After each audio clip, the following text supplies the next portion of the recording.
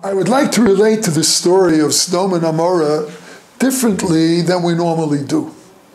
The concentration on the very deep and intense evil of these people and the resultant total destruction of themselves and the very earth on which they lived hides something I think is very significant. Avraham Avinu conducts a negotiation with Hashem to save the 5 Sodom cities. At first he tells Hashem, will you destroy the Tzdakim together with the Rishayim?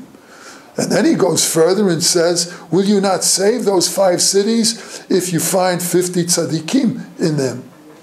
He no longer is satisfied with saving the Tzdakim, but rather tries to save them all. Hashem does not tell Avraham there is nothing to negotiate about, and that the fate of the cities and their lot has been set without any chance of reprieve. Hashem agrees to Avraham's request and is prepared to save the cities if there were 50 tzaddikim in them.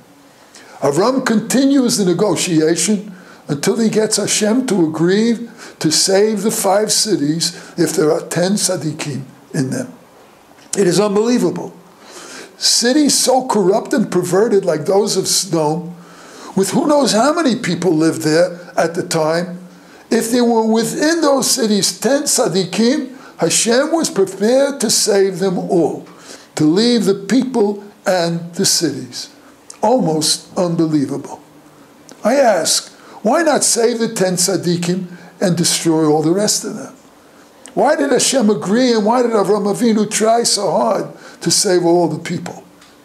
Avraham knew that if there were 10 tzaddikim in those cities, there was a very good chance that the tzaddikim would be able to influence the entire population. Hashem would destroy the cities only if there was no hope or chance that they could possibly be changed. If there was a reasonable possibility to influence the people to correct their ways, they would not be destroyed.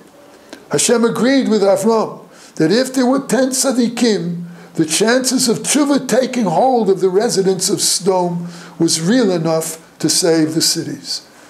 It is interesting to note that we can learn the power of good from the very intense evil of Sodom. Evil was at its ultimate worst in the cities of Sodom and Gomorrah. And as we said above, who knows how many people lived in those cities? Yet if there were 10 righteous people, they would all be saved. And I would venture to say, not because Hashem would permit the existence of such evil if there were 10 good people, but rather the 10 tzaddikim would ultimately change them all into good people. How powerful would those 10 tzaddikim have been? And how powerful could every one of you, wherever you are, be? With this I end and wish you all good Shabbos v'Shabbat Shalom.